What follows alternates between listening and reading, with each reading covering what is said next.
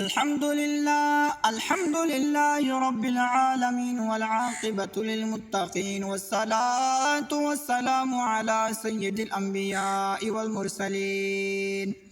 أما بعد فأعوذ بالله من الشيطان الرجيم. بسم الله الرحمن الرحيم. اللہ تبارک و تعالی قرآن مجید فرقان حمید کے ارشاد فرمائے وَلْيَتَلَطَّفْ وَلَا يُشْعِرَنَّ بِكُمْ أَحَدًا. مفسرین کرام د دې مبارک وایي چې وَلْيَتَلَطَّفْ ټکی سے دا د قرآن وچ منځ دا یعنی نیم دغ سنگتا او نیم دغ سنگتا وَلْيَتَلَطَّفْ سے دا د قرآن وچ منځ دا ځکه چې تاسې کله قرآن مجید خلاصوئ او دغه ټکی تاسې مخته راسې نو دا ټکی لږ غټ لیکلی ځکه چې دا د دې نشانې ورکوي چې دا خو د قرآن وچ منځ دا.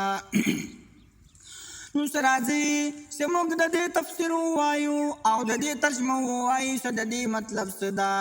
نو مفسرین کرام فرمایي چې وَلْيَتَلَطَّفْ د دې مطلب دا ده چې الله تبارک و تعالی فرمایي چې تاسې په نرمي باندې خبرې کوئ.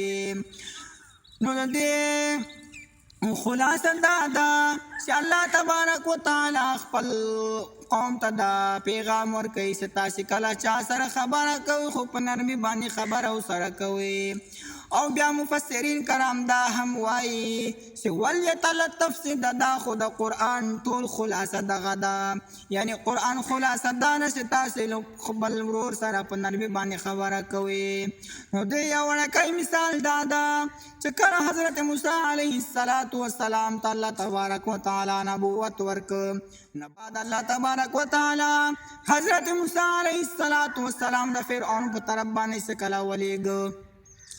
اللہ تبارک و تعالی حضرت موسیٰ علیہ السلام تا دا نصیحتو کسی اے موسیٰ سے کلت فرعون سر خبر کنو پا نرمی بانی خبر او سر کوا. نو دی ماورونو خوندو دا نصیحت دا قرآن حکم دا انبیاء و سنت دا سی کلتا سجا سر پا نرمی بانی خبر کوئی. نو دا کم عقلی ندا دا کمزوری ندا بلکہ دا انبیاء و سنت دا او اعلی ظرفی دا سی کم انسان دا سوچ کئی سی آغا انسان سرا پا نرمی بانی خبر او کری خدا ماس کوا ڈارس.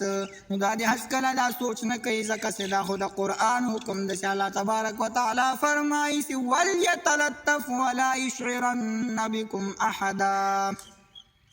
نن سبا تاسو ګورئ چې په خپل منځ کې دوه کسان لږ سره جګړه وکړي نو یو له بله سې کنځاوې سره کوي په سختي باندې خبرې ورسره کوي دا سره د قرآن مجید نافرماني کوي. نو ما ورونو اخر کې دا پیغام دی ما چې همیشه په خپل منځ کې په نرمي او په محبت کې خبرې سره کوي.